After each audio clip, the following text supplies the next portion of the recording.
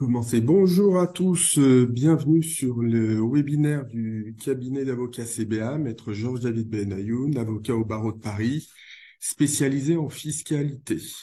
Aujourd'hui, le thème qui nous intéresse, c'est comment intervient la fiscalité dans l'expatriation fiscale. Alors, pourquoi ce choix?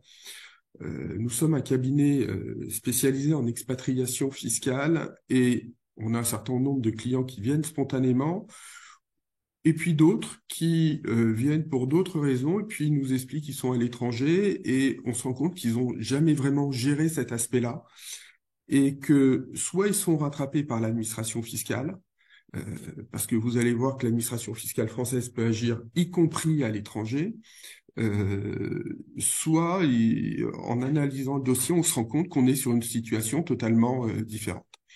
Donc, aujourd'hui, ce sujet, qui est un sujet transversal, vous allez voir qu'on va parler de plusieurs destinations, et c'est relativement intéressant pour cela. Alors, c'est quoi l'expatriation? L'expatriation, c'est le fait tout simplement de changer de pays et d'aller dans un autre pays que son pays d'origine. Alors, à l'origine, on avait principalement des raisons professionnelles. Nous, on voit au présent des raisons de confort de vie, c'est-à-dire que j'ai l'habitude de dire qu'auparavant, lorsqu'on était retraité, on passait sa retraite dans le sud de la France. Aujourd'hui, avec le développement du low cost, on a vu beaucoup de personnes partir au Portugal, en Espagne ou vers d'autres destinations. Et puis, on peut aussi aller chercher une fiscalité privilégiée. En tout état de cause, et ça c'est un point de désaccord avec les journalistes parce que souvent on intervient dans des débats où je suis interviewé et je leur explique, vous faites une erreur, on ne part jamais exclusivement pour des raisons fiscales. Ça peut être un élément déclencheur avec beaucoup d'autres choses, mais ça n'existe pas. Et pour le coup, nous, on doit faire partir, on va dire, une centaine de foyers par an dans des destinations, on doit avoir une trentaine de destinations, des personnes de tout âge. La fiscalité intervient, ça peut être un élément, c'est très rarement l'élément principal parce que les seules personnes qui sont venues me voir en me disant à un moment je veux partir dans tel pays et je leur ai demandé si elles connaissaient bien ce pays, elles m'ont dit non mais j'y suis jamais allé. En réalité, on se rend compte que elles n'ont jamais franchi le pas parce que pour aller vivre dans un autre pays, il y a quand même une volonté à avoir. Néanmoins, quelles que soient les raisons, on va avoir des incidences fiscales. Et des incidences fiscales qui peuvent être positives ou négatives. Donc, je vous ai mis un certain nombre d'exemples. Alors, je vous mets l'Afrique du Sud parce que ça fait partie des pays à forte fiscalité, mais l'Australie aussi fait partie d'un pays à très forte fiscalité.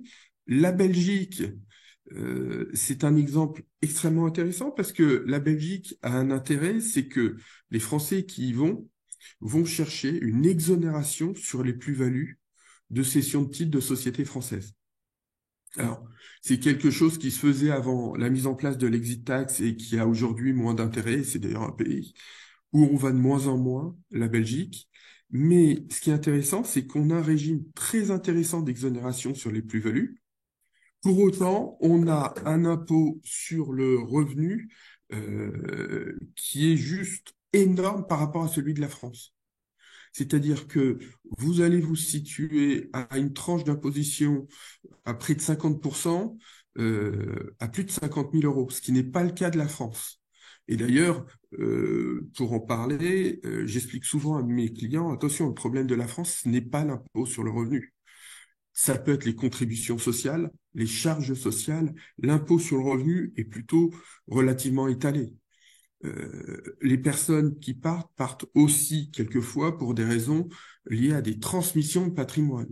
C'est-à-dire que les départs aujourd'hui qui sont encore sur le Portugal avant la fin de l'année ou vers l'Italie, ce sont des personnes qui souhaitent bénéficier de conditions privilégiées pour transmettre à leurs enfants des patrimoines. Donc c'est un ensemble. Alors, Après, on pourrait se poser la question, ben, on part et pour des raisons positives ou négatives en fiscalité, est-ce qu'on revient? Alors, pour être un cabinet qui intervient fréquemment sur ces sujets, nous, on a quasiment un retour pour 5 départs. Donc, ça vous donne quand même l'échelle. Euh, Pourquoi les gens ne reviennent pas? Même si la fiscalité s'est notablement améliorée pendant les années Macron. D'abord parce qu'il y a une incertitude à long terme sur la fiscalité. On sait qu'à chaque changement de président, il peut y avoir un changement de fiscalité. Et puis surtout, il y a quelque chose que personne ne traite et qui est quand même extrêmement important, ce sont les droits de succession.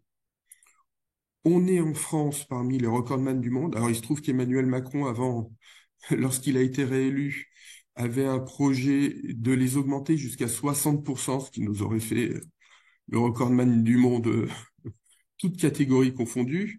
Il se trouve que n'ayant pas la majorité au Parlement, son projet est un peu tombé à l'eau et il voulait revoir aussi les bases afin d'augmenter les abattements. Donc, la fiscalité, c'est un élément extrêmement important. Autre pays, mais on en parlera tout à l'heure, les Émirats arabes unis et notamment Dubaï, où là, vous allez aller chercher de la fiscalité un peu différente parce que c'est un paradis fiscal. Alors vous en avez d'autres, hein, les Seychelles, il y a pas mal d'autres destinations qu'on peut vous trouver, plutôt exotiques et plutôt avec du soleil. On part rarement à la neige pour pas payer d'impôts. Et alors là, pour le coup, il faut faire très très attention parce que sur ces pays-là, on a des conventions qui, on va dire, sont dangereuses. Et donc ça m'amène du coup, à expliquer la notion la plus importante de la fiscalité internationale, c'est celle de la résidence fiscale. Alors, premier écueil, et je dis souvent à mes clients, on va pas en parler parce que souvent on me dit, ah, il m'est arrivé de faire partir au Portugal des Portugais et dans d'autres destinations des personnes qui avaient la nationalité du pays. Nous, en fiscalité, ça ne compte pas.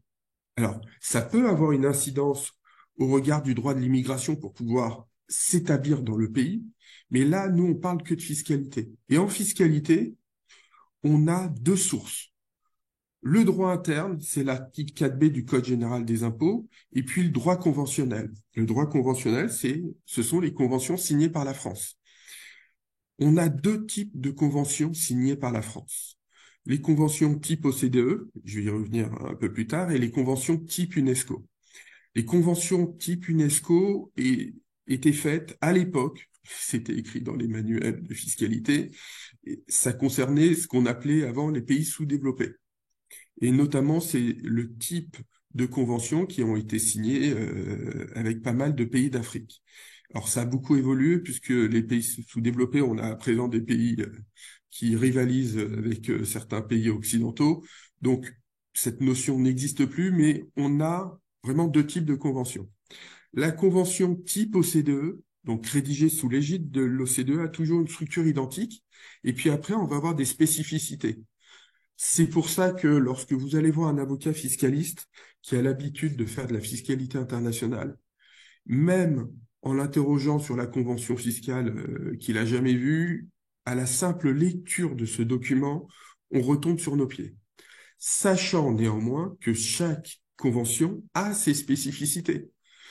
On connaît les spécificités de la convention fiscale avec les États-Unis, avec celle des Émirats arabes unis, la dernière jurisprudence concernant Israël. On peut avoir des spécificités sur l'italienne. Donc voilà, chaque convention a certains aspects où, par exemple, on a traité de manière différente l'immobilier.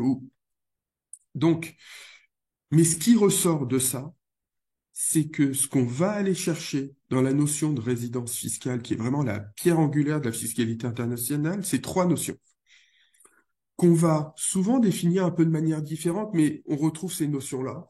La première concerne le foyer d'habitation. Alors, le foyer d'habitation, souvent, on va s'intéresser aux membres de la famille. Donc c'est vrai que nous, on sera beaucoup plus intéressé par un couple qui a des enfants en bas âge scolarisés, parce que ça va donner une attache forte lorsqu'on va voir qu'ils vont tous déménager, ou par rapport, par exemple, à un couple qui est à la retraite, qui a moins d'attache au niveau familial. Donc, premier élément, le foyer d'habitation. On peut avoir plusieurs foyers d'habitation. D'ailleurs, c'est quoi le foyer d'habitation? C'est tout simplement un lieu où on peut résider. Donc, des personnes qui sont parties, et ça on le voit souvent après leur départ, lorsqu'ils viennent nous consulter, ils nous disent, non, mais moi je me suis organisé, je n'ai plus de résidence principale en France. Puis je leur demande de lister l'immobilier, puis ils me disent, bah, j'ai vendu Paris, mais j'ai mon studio à la neige et j'ai mon studio ou ma résidence en bord de mer. Et je lui dis, bah oui, mais c'est un foyer d'habitation au sens fiscal, vous pouvez y habiter. Donc, pour ne pas y habiter, il y a plusieurs possibilités. Soit le louer, soit le donner dans le cadre d'un commodat à certains membres de sa famille. C'est souvent ce qu'on fait nous. Et puis, l'autre solution, c'est dire, j'attends, je suis en attente de le vendre. Et quand on a besoin vraiment de le démontrer, ben, on va faire un constat d'huissier où on va démontrer qu'il n'y a plus de meubles, il est entièrement vide et que les compteurs Linky n'ont pas généré autre consommation que le fait de chauffer un peu la maison en hiver. Donc, élément important, le foyer d'habitation. Deuxième élément, la durée du séjour. Alors, la durée des séjours, c'est souvent la tarte à la crème, parce que on a quoi? On a des clients qui viennent et qui nous expliquent, bon, alors moi, je vais passer 6 mois et un jour dans tel pays, ou les personnes qui sont déjà parties, qui sont trop fiers de nous dire, voilà, je suis à 6 mois et 4 jours. Alors, si vous lisez bien les conventions fiscales, à part de mémoire celles qui concernent le Qatar, il doit en avoir deux, trois autres très particulières, aucune ne donne une durée de 6 mois pour la durée du séjour. On parle de durée principale. Et on le comprend d'autant plus que au moment où les conventions ont pris leur essor, dans les années 50, 60, le transport aérien n'était pas ce qu'il est aujourd'hui. Donc méfiez-vous. Alors, il y a une petite anecdote, hein, parce que avant le Covid, on avait un ministre du budget, Gérard Darmanin, et qui était trop fier d'annoncer qu'ils avaient trouvé des faux non-résidents qui en étaient résidents en France, et il expliquait, lui, qu'à partir de 5 mois de durée de séjour en France, il considérait que les personnes étaient résidents fiscaux français. Alors, c'est beaucoup plus compliqué que ça parce que cet élément est compliqué à manier. Il faut regarder où vous allez résider. Il faut regarder aussi votre activité professionnelle. On ne traite pas de la même manière des retraités qui peuvent beaucoup voyager et quelqu'un qui a une activité professionnelle plutôt sédentaire. Mais ne considérez pas la règle journalistique du 6 mois comme une règle en or qui va s'imposer à vous. Car l'élément principal pour nous, c'est le centre des intérêts économiques. Dès qu'on a un sujet où on n'est pas à l'aise sur le foyer d'habitation, la durée du séjour, c'est le centre des intérêts économiques. Et là, effectivement, ça part un peu dans tous les sens. Alors, ça recoupe deux notions, le centre des intérêts économiques. C'est d'abord une notion purement algébrique, qui est de dire, mais quelles sont mes sources de revenus principales? Je touche de France une retraite de 2500, 3000 euros par mois. Je touche de mon pays de résidence telle autre somme parce que de l'immobilier ou telle autre. Donc, il y a cette analyse. Et puis, on a surtout une analyse importante lorsqu'on est dirigeant de société. Alors, j'irai même plus loin, dirigeant de société commerciale, parce que souvent, les clients viennent et ont une ou deux sociétés civiles immobilières. Pour nous, c'est pas ce qui impacte. Dans une société commerciale, on va aller regarder le pouvoir de direction et où est pris le pouvoir de direction. Et souvent, ça rattache à la France. Ce qui implique que pour certaines destinations, on va vous interdire des choses. Et sur ces 3 critères, il nous arrive de dire à nos clients, si vous voulez partir, eh ben, tout simplement, vous allez devoir vendre vos différents foyers d'habitation, ou vous allez devoir transférer votre patrimoine mobilier, donc notamment vos placements, en dehors de France. Vous allez devoir, par exemple, alors c'est alternatif, hein, c'est rare que tout ça soit cumulatif, je vous rassure, mais vous allez devoir, par exemple, renoncer à la présidence de votre société.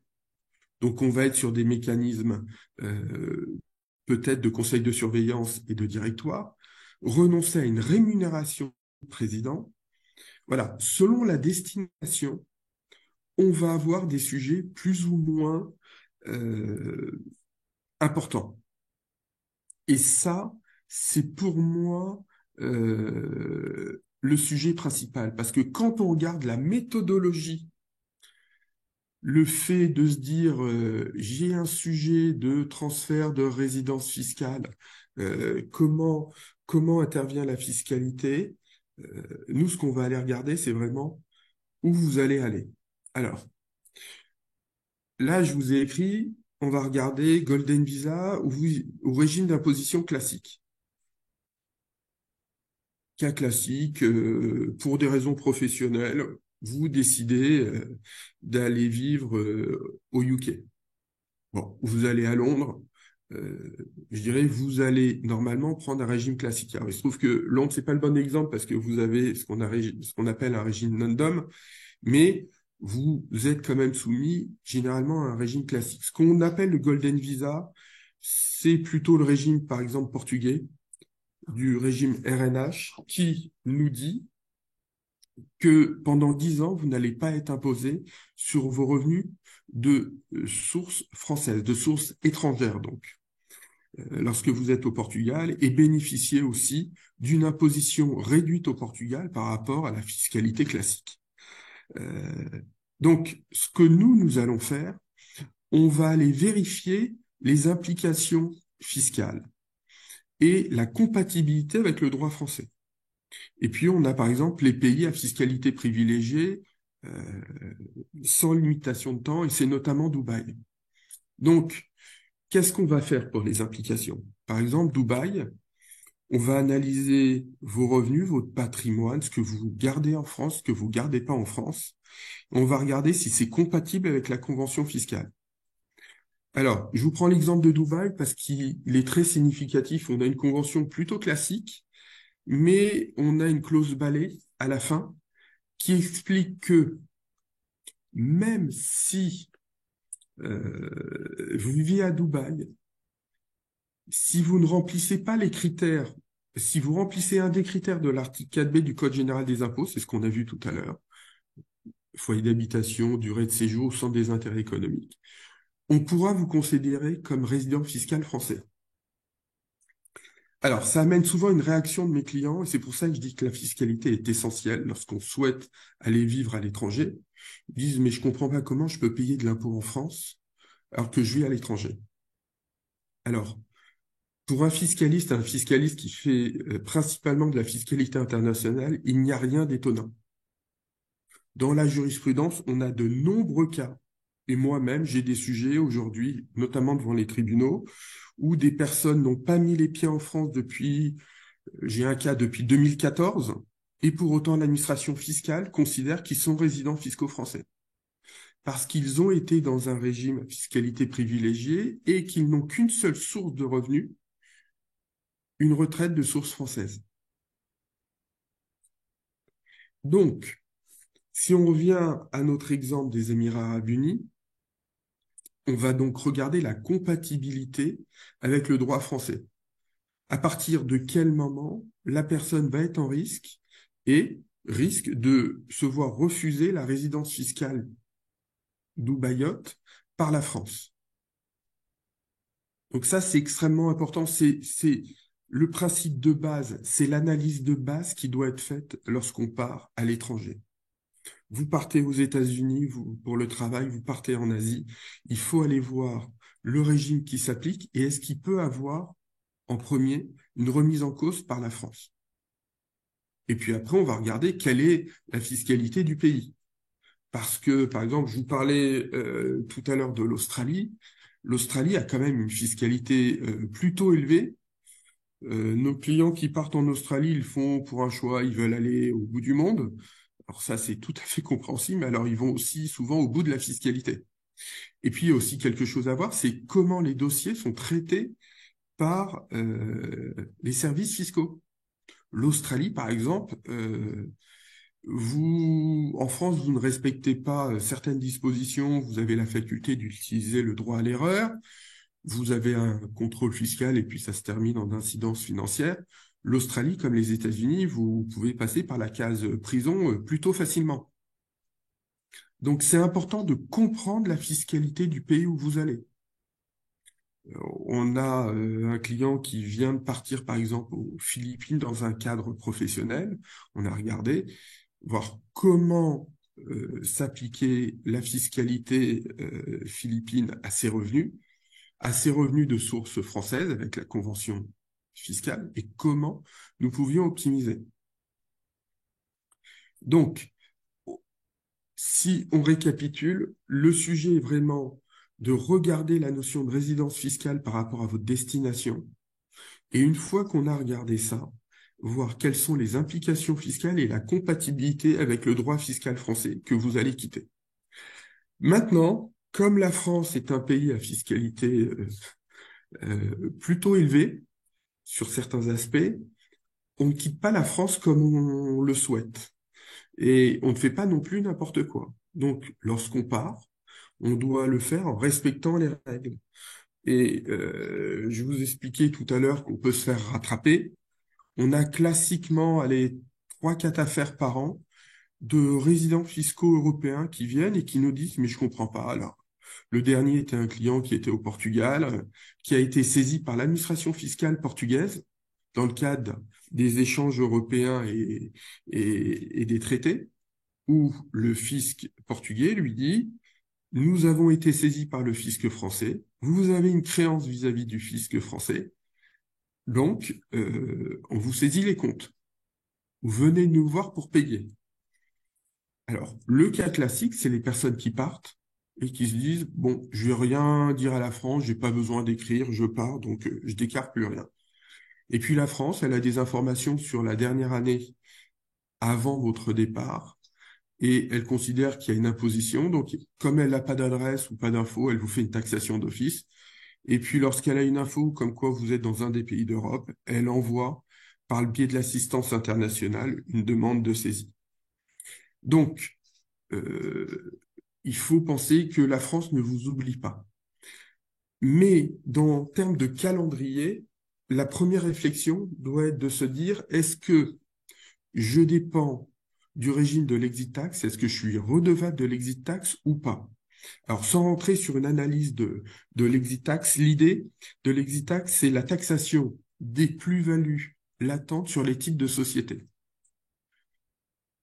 Il y a deux conditions alternatives qu'il faut remplir. Ça s'applique lorsque vous détenez plus de 50% d'une société soumise à l'IS ou lorsque la valorisation des titres que vous détenez dans la société a une valeur donc supérieure à 800 000 euros. Alors pourquoi je vous parle de l'exit tax? Parce qu'en fonction du pays de destination, il est possible que vous ayez à faire un dossier 3 mois, au moins 3 mois avant de partir. C'est-à-dire que nous, on a déjà fait, avant fin septembre, nos dossiers sur nos clients qui partent avec un exit tax avant la fin de l'année. Et puis, alors, ceux qui sont concernés par les 3 mois, c'est les destinations pour laquelle la France n'aurait pas signé avec eux de convention d'assistance en matière de fraude fiscale et d'assistance en matière de recouvrement. Je prends l'exemple de Dubaï. Dubaï n'est pas sur la liste, donc si vous avez des titres d'une société, il faudra s'y prendre au moins 3 mois à l'avance.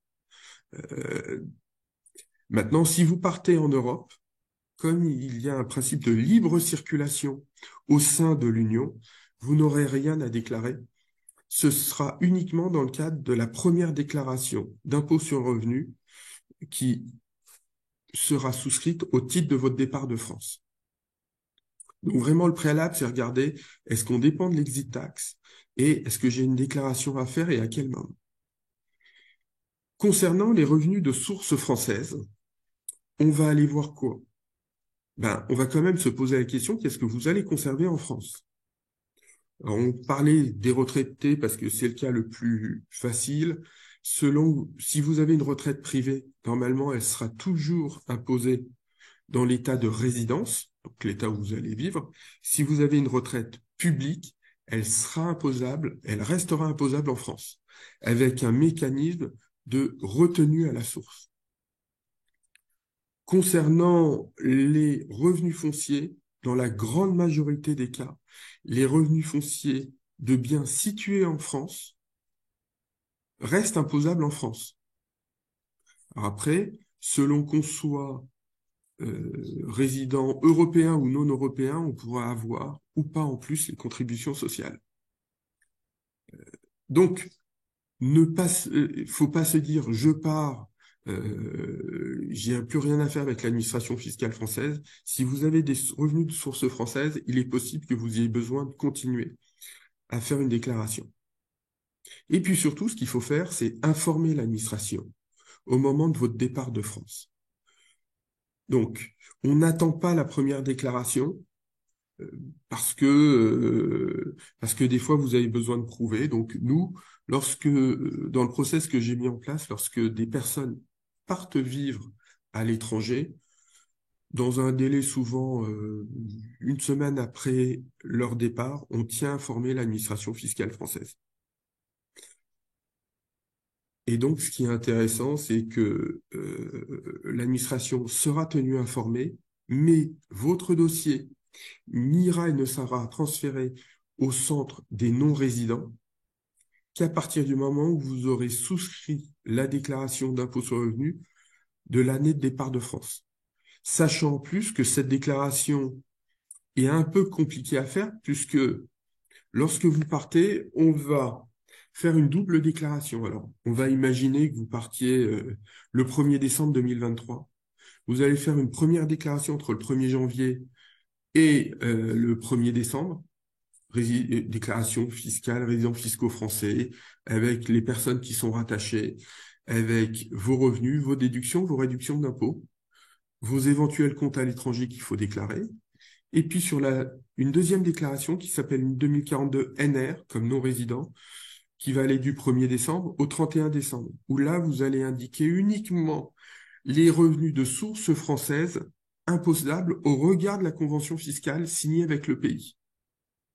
Et vous allez mixer tout ça. Et généralement, l'avis d'imposition qu'on envoie au mois de mai, il n'arrive pas au mois de septembre. Nous, on les a vus arriver dans les 15 derniers jours. Par exemple, ils sont arrivés fin septembre plutôt qu'arrivés début août parce que ces déclarations sont un peu compliquées et ne sont plus gérées par votre centre des impôts classique, mais par le centre des non-résidents.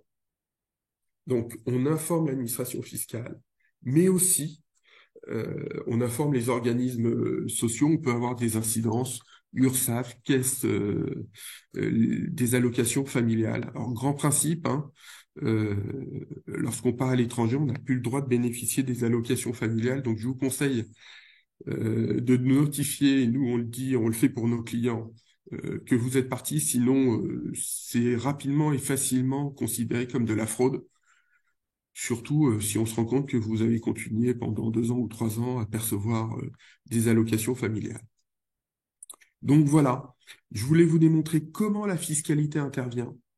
Ce n'est pas obligatoirement un élément moteur dans le fait de partir, mais il peut avoir des incidences qui sont plus ou moins importantes selon qu'on va aller chercher un pays à fiscalité privilégiée, selon qu'on va aller chercher un Golden Visa qui va vous donner un régime particulier pendant 10 ans, Portugal, Israël. Pour les pays à fiscalité privilégiée, on peut parler des Émirats arabes unis, des Seychelles, ou vers un régime d'imposition classique. Alors, je dirais plutôt les États-Unis, avec une spécificité pour les États-Unis, c'est qu'on a un impôt fédéral et un impôt de l'État où vous résidez, et que on va prendre deux exemples, hein. La Floride où on a une fiscalité plutôt très basse, et la Californie où vous avez une fiscalité très haute. Je crois que c'est une des seules destinations où nos clients, lorsqu'ils reçoivent leur première déclaration d'impôt ou demande de paiement du fisc californien, nous appellent pour nous expliquer qu'ils payent encore plus qu'en France. Donc, le choix de vie n'implique pas, comme je vous l'ai dit tout à l'heure, d'avoir une fiscalité privilégiée. Alors,